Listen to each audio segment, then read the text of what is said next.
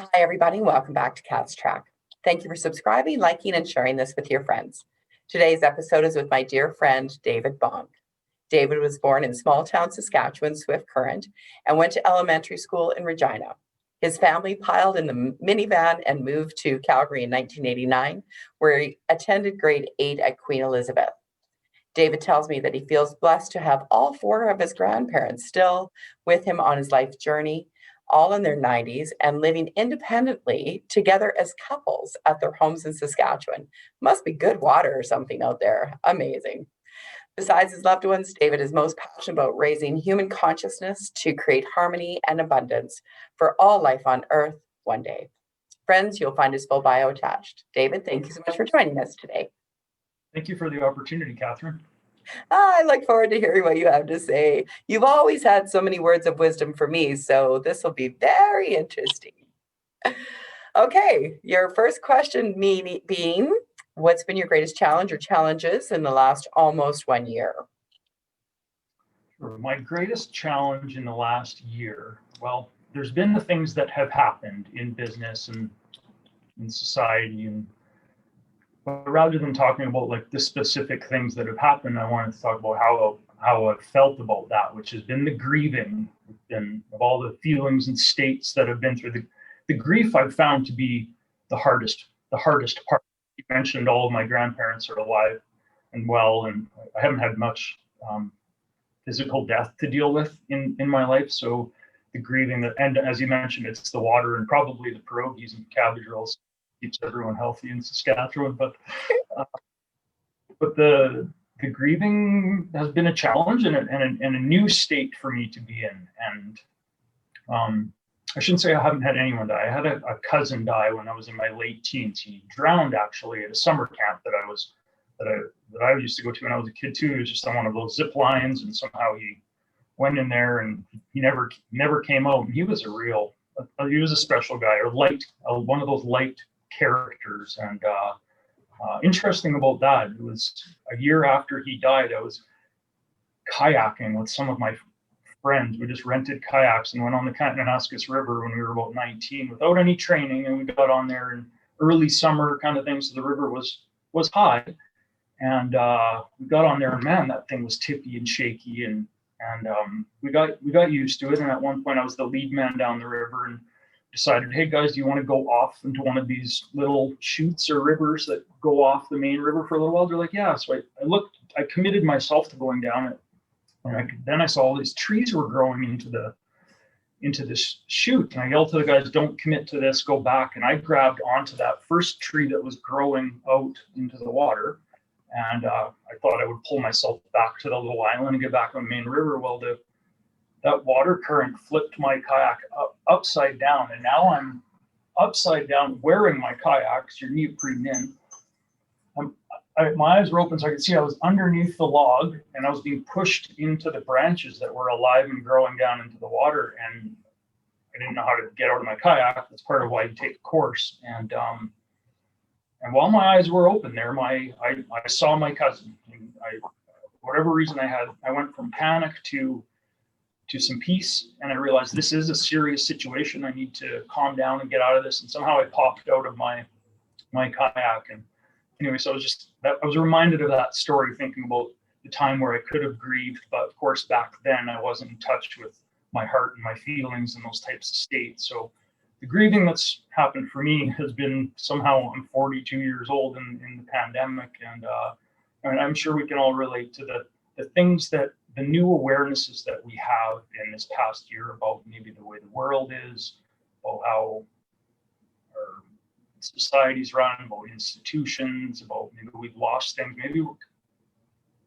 can't see certain people in our lives, maybe we have a commercial space that we're carrying that's a heavy load. I've been there a few times in my life. Anyone that's in that situation, I'd like to say there's always a solution. It's a real estate problem, and there's always a solution to it. It's like a math problem. There's a solution. And I would be happy to chat with anyone who needs to strategize through a situation like that.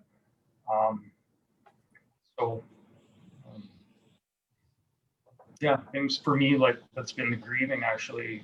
I've managed to work through the pandemic and then not seeing family, but for me, it's been the awareness of the ecological destruction, in particular, old growth forests in BC. We, that's what grabbed me, and we all have things that we care deeply about and that we need to move through, and then we eventually come to grieving and need to move through that. So that's been the hard part. No doubt. I think a lot of us can relate to exactly what you've just said. I appreciate you sharing that, and thank you for articulating it in that way so we can gain some of our own perspective through that. Thank you, David. Welcome. And the top 3 things that you would like to share with us today. Top 3 things that I would like to share with you is truth, acceptance, and a quick challenge, actually. So truth was something that I've started thinking about in the past few years, and just noticing that most of what comes out of my mouth isn't true, and sometimes I even lie. And why the heck do I do that? I think back on things that I said, and or they're silly things, and just the words that are coming out of my mouth they aren't true.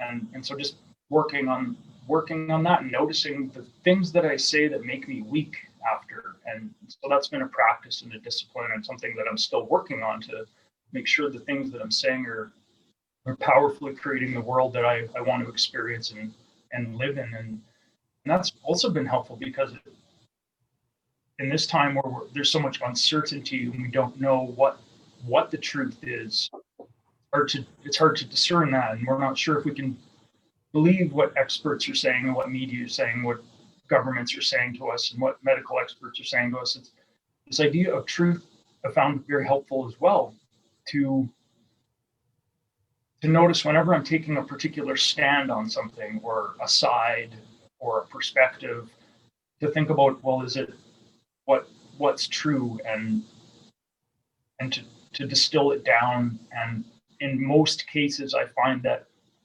I don't really know what the truth is on either side. So it makes it quite difficult for me to take a stand or to go out and protest a particular thing, because I don't really know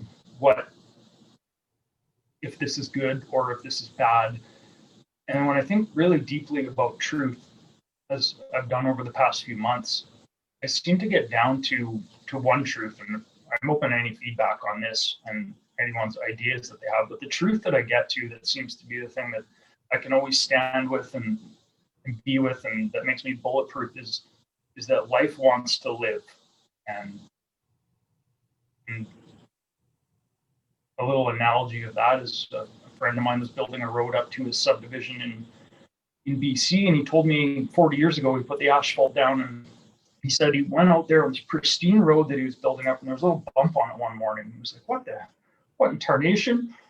And he went and investigated, and he pulled a little bit of asphalt back, and there was a little green plant that was growing up through that asphalt. And I was really impacted by that story. I thought, wow, even a plant, just, it wants to live, and we want to live, and creatures want to live. And so when I'm thinking about where I want to take my stand and what difference I want to make in the world, I want to make sure that I'm standing with life and leave the noise, a lot of the noise aside. And we're just here for a short time, right? And there's no clearer perspective on that than when I'm climbing up a mountain and we see the layers of the rocks. This place, this earth, beautiful earth that we've been on, has been here for a long time. And I don't think that we want to spend our lives squibbling and fighting about ideas that we have, especially when we think about them a little further, if they're not true. We want to help life to live while we're here, and ultimately I think that will make our lives more enriched and meaningful as well along the way. And the second thing that I wanted to talk about was acceptance, and further to the grieving that I mentioned that I'd been through, these different states. David Hawkins talked about these different states that we go through, these fear and anger and then grief. And I mentioned that, the fear and anger I managed to get through, but the grief I got a bit stuck on because I was new at that. But the big leap and the most helpful leap for me after moving through these lower states of consciousness was getting to acceptance, and accepting whatever it is that's troubling us, whether it's true or not, there's wild ideas out there of things that come into our minds and scary conspiracy theories and that. And if I can't get rid of it by deciding if it's true or not, I can accept it. And some of that is difficult to accept, but even the things that are true, maybe someone's passed or we can't be with this person this Christmas. To get to a place of acceptance was the big leap. And at least if we can get there, I find that I can have more harmony in my life. So just to put that idea out there of, after apathy, which is, willful blindness or ignorance or whatever keeps us from not even seeing what's going on in the world, then we go to fear and anger and grief and up to acceptance and beyond. After that, up to things like willingness and peace and joy and eventually enlightenment. And Dr. Hawkins says when we can get up into those higher states of consciousness, one person who's calibrating at a higher level of consciousness, like peace or joy, can offset 750,000 who are operating at one of those lower levels. So talk about how we can make a big difference in the causes that we care about is simply by getting to peace in ourselves. And, my days of telling people and talking about, go and do something good, those days are over. It's about who we're being now that's going to make the difference in the world that we're in, as far as I can tell. And then the last thing that I wanted to talk about on the three things is a challenge to create that peace in this season that we're in, in the holidays here.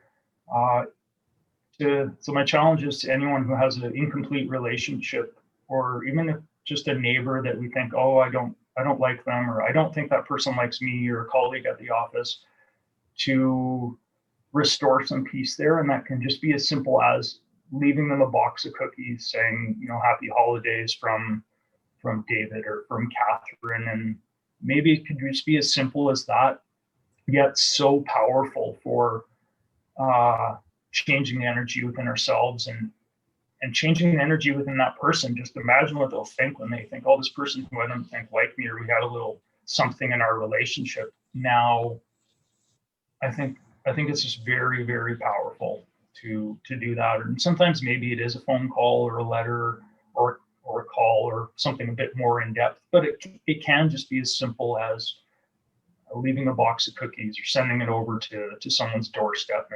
And this city, as some of your past guests have mentioned, Catherine, is the best city, and we're in the best province, we're in the best country. And I say that Calgary is and can be a lighthouse for our society and for our country. And it starts with us creating that peace here so we can move through what we need to move through together. I love it. Wow. Thank you so much, David. I knew it. Oh, you gave me goosebumps. Oh, that's so good. Oh, and how about in closing, the legacy, good news, or opportunity story? Legacy idea that I would like to share is about a unified vision and how we might, in this time to come, get together as in our communities and ultimately as society and decide what do we want for humanity. I mean, there's things that aren't working for. I mean, we'll talk about the 9 million people who die every year from starvation, yet the US produces enough food each year to feed the whole world. How will we be looked? I don't envy how we will be looked back on in the history books with that, but we don't need to look at the starving countries to see the things that aren't working in our society. We can just see, let's say, the indigenous of our communities that it's not working for our society, is not working for everybody, and some people that live here. So to come together as a unified vision for a society that will work for all of humanity and creatures, and the only planet that we have to live on is what I'm going to keep keep swinging for with my life. And I want to mention something about this great reset that we hear about, and I don't think that's conspiracy theory. We see a lot about it. There's people who, Jason Kenney was talked about it. He received a book. And some of you guys maybe saw what Kenney was talking about, where he received a book that someone mailed him, probably mailed all the world leaders, Kenney figured, and it's about this idea of these elites that have got together to talk about how their vision for how all of humanity can be, and we don't know why they're doing that. Maybe our financial system is already in collapse. Maybe it's in decline, and so there's people who are, from their perspective, who want to protect or maintain their power through the next iteration of humanity and how it can work. Well, I say that that's great that there are people who are thinking about the future of humanity and how it can work from all, but instead of it coming from a small group of maybe elites, I would like our vision to come from, like I said, from a humanity based, and let's get our ideas out there. Let's not totally resist the idea of change, because I feel that change is coming and it's imminent, but let's be part of designing that rather than just saying, oh, no reset. I agree with maybe no reset in the way that others would impose on us, but let's be part of that, and let's talk about that. And in closing, I think if we want to write something down and have it be passed down to future generations, we should write that in stone. That's the only thing that lasts. And I was listening to a lecture that talked about the idea that the eye on the pyramids, the eye on the Washington Monument that we adopted and put on there, what that signifies, according to the lecture I was listening to, is the message that these ancients wanted to give to us as a society can and should have a vision for the future. And can't we see the things that are happening right now with even just with our polluting of our water, how we spray glyphosate on our forests after we clear cut them? I mean, there's not a part in this world. You go to the Antarctic and the blubber in the seals has glyphosate, Roundup in them. We're spraying millions and millions of gallons of this stuff all over our planet. We're talking about coal in Alberta. We're now going to start open pit coal mining in Alberta. This is something that's just starting. Can't we can, there's things that are happening that I think we can see the future with, and so this idea of the society can come together with a united vision is the possibility that I would like to leave us all with. I love it. Aww. Are you sure you're not going to run for politics for us? Well, if I did, I would have to say I'm certainly feeling apolitical, because I'm interested in, I'll take that as a compliment, Catherine, but I'm interested in, conservative fiscally, and I'm a business guy, and I agree with how money should be managed and how that can work and how we can prosper, and the social side of things, and that there are people that, as I mentioned, that this doesn't work for. People in wheelchairs who are trapped in their homes. How can we care for them, and also our economy, and then the ecological destruction? I mean, this idea of putting ourselves out as protecting the earth exiles us from our right friends. I mean, there's some say that in Calgary we have a good congregation of clients. Well, that's I just had a. You still there, Catherine? Yeah, right here. Probably before I descend into accusing a chunk of our city of being climate deniers, maybe it's a place to stop the video anyway. But anyway, being apolitical, I would think that municipal would be the place that I would be drawn to, if anything. Yet with these, even that seems to be becoming tainted by partisanship and these groups. And I'm actually quite concerned about some of the cartels of bullies that are going to be running in the upcoming election here, and they're funded by, I think they're called PAC Groups. Do I have that right? I might have the acronym wrong, but groups that are funded now as a way of getting around the donation scheme, that are funding like certain groups with certain ideologies, and that's not what we need in our city going forward. Is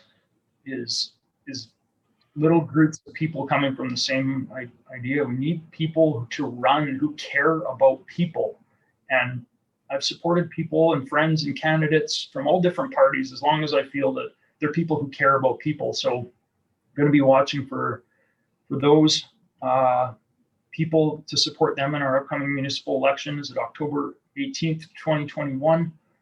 And let's get under those people. As far as myself running, it's something that I've considered. I thought about it 4 years ago. It crossed my mind again this time around, and it really comes down to where do I think my life can be of greatest service.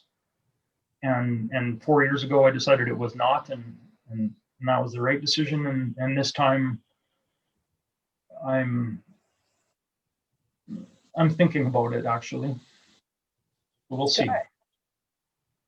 Well, make sure you keep me informed. Well, I will, Catherine. Thank you. Good. David, thank you so much for joining us today. I appreciated your words of wisdom. I knew it would be awesome. I appreciate your time.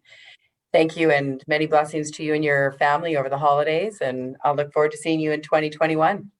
Yeah, I can't wait to go for a bowl of soup with you, Catherine. Thanks for this opportunity, and thank you, everyone out there. Take care. Thank you, David. David Bonk. Oh my gosh, yes. Run for politics, so exciting. We've got somebody to get behind, that's for sure. Thanks again for everybody. I wish you a very Merry Christmas and a wonderful holiday. Thanks for joining us.